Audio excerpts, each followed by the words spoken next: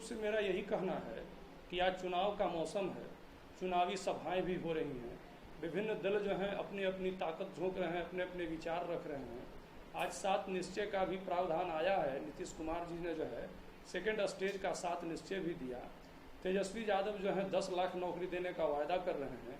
भाजपा जो है पलट करके 19 लाख नौकरी देने का वायदा कर रही है।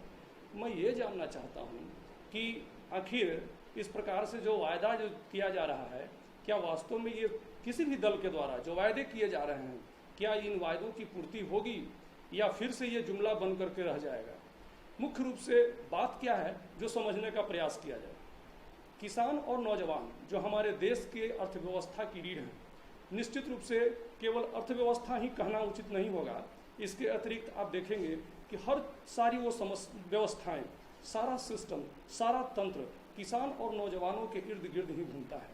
आपको याद होगा हमारे देश के भूतपूर्व प्रधानमंत्री जो शहीद हो चुके इस देश के नाम पर, लाल बहादुर शास्त्री जी ने जय जवान और कि मैं उसका दूसरा स्टेज शुरू करने जा रहा हूं। उसमें युवा शक्ति की बात कर रहे हैं, महिला सशक्तिकरण की बात कह रहे हैं और वो कह रहे हैं कि नगरों का और समन्वित विकास किया जाएगा। मैं ये पूछना चाहता हूं, इसका मतलब पटना शहर को 15 वर्षों से जो चमकाने की बात वो कर रहे थे, चमकाने की बात जो चल रही थी, इसका मतलब पटना शहर अभी तक चमका नहीं। दूसरी बात, युवा शक्ति की बात कर रहे हैं, महिला सशक्तिकरण की बात कर रहे हैं, तो युवा शक्ति कैसे? बगैर रोजगार के युवा सशक्त हो जाएंगे, महिलाएं सशक्त हो जाएंगी। और जो महिला सशक्तिकरण की वो बात कह रहे हैं, जिस बिहार में उनके ही शासनकाल में जो है मैंने मुजफ्फरपुर बालिका गृह कांड हो जाता है, उस राज्य का मुखिया जो है वो कहता है कि हम महिला सशक्तिकरण करेंगे। तो ये तमाम चीजें ऐसी हैं, तमाम दल ऐसे हैं जो कि भटकाव की राजनीति कर रहे हैं, केवल जनता को दिग्भ्रमित कर रहे हैं। चाहे वो राजद हो, चाहे वो भाजपा हो, चाहे वो जदयू हो, ये तमाम लोग जो हैं रोजगार के मुद्दे को वास्तविक मुद्दा बनावे, विकास के नाम पर झूठा ढिंढोरा न पीटे।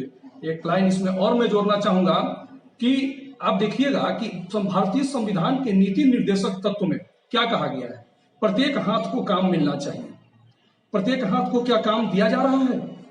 प्रत्येक हाथ को काम आज तक 70 बरस हो गए आजादी के, किसी भी स्टेट की सरकार या केंद्र की सरकार ने प्रत्येक हाथ को काम देने का काम नहीं किया। अब तो कम से कम 70 वर्षों के बाद आप लोग जो है सो इसको मुद्दा बनाइए। अब चुनाव में झूठा सड़क, गली, बिजली, नाली, पानी, इसको लेकर के मत आइए। इसको लेकर के जनता आपको पसंद नहीं कर रही।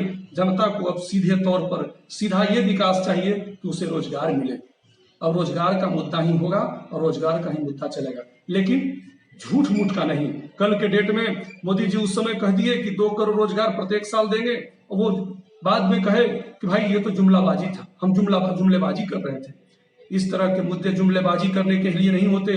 राष्ट्रीय जन विकास पार्टी जो है सतत आंदोलनरत है, सतत आंदोलन कर रही है, लगातार आंदोलन कर रही है और तब तक आंदोलन करती रहेगी जब तक कि देश के प्रत्येक युवा को जो है वो रोजगार हासिल नहीं हो। आप अपना परिचय बताएं सर। मैं दुर्गेश नंदन यादव, राष्ट्रीय अध्यक्ष, राष्ट्रीय जन विकास पार्टी। सुना ही थी किसान नौजवान एकता जिंदाबाद। किसान खेतों में जो है अनाज उपजाने का काम करता है और उसके लड़के जो है सरहदों पर जाकर के सीमाओं की रक्षा करते हैं, देश की रक्षा करते हैं। नौजवान वही है, उस किसान का बच्चा ही नौजवान है ना। नौजवान किसान से अलग थोड़े हैं, उसी किसान का बच्चा ही नौजवान है। तो किसान नौजवान एकता जिंदाबाद का मैंने नारा लगाया। इस पूरे देश के सिस्टम का सबसे बड़ा हिस्सा, या कहिए कि यही हिस्सा है किसान और नौजवानों का, जो पूरे देश के सिस्टम को जो है सो संभाले हुए है। और आज किसान जो है हाशिए पर है। कैसे कैसे अभद्र कानून किसानों के खिलाफ बनाए जा रहे हैं, ये कहने की बात नहीं। आज तक स्वामीनाथन कमेटी की सिफारिशें जो है वो देश में लागू नहीं। मैं तो कहता हूं कि बाढ़ और सुखाड़ की स्थिति में 100% उन्हें पूर्ण कर्जमाफी का सुविधा दिया जाना चाहिए। 100% आवश्यकता पड़ने पर सब्सिडी दी जानी चाहिए। इसके अतिरिक्त किसानों को जो है लाभ पहुंचाने के लिए व्यापारियों पर अधिकतम समर्थन मूल्य लागू का नियम लागू किया जाना चाहिए। आज किसानों पर जो है न्यूनतम समर्थन मूल्य लागू किया जाता है कि आपके अनाज की खरीद जो है हम इतने पैसे में करेंगे, 1000 रुपये प्रति क्विंटल के हिसाब से हम खरीद करेंगे। लेकिन व्यापारियों पर कोई अंकुश क्यों नहीं होता? किसानों को लाभ पहुंचाने के लिए व्यापारियों पर अधिकतम समर्थन मूल्य लागू किया जाना चाहिए।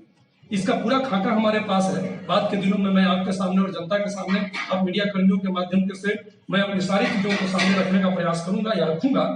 लेकिन आप मोटे तौर पर यह समझ लीजिए कि स्वामीनाथन कमेटी को लागू किया जाना चाहिए। व्यापारियों पर अधिकतम समर्थन मूल्य का नियम लागू किया जाना चाहिए, किसानों को पूर्ण कर्ज माफी और पूर्ण सब्सिडी प्रदान किया जाना चाहिए, और उनके नौजवान जो लड़के हैं उनको जॉब मिलना चाहिए। इसीलिए हमने जो है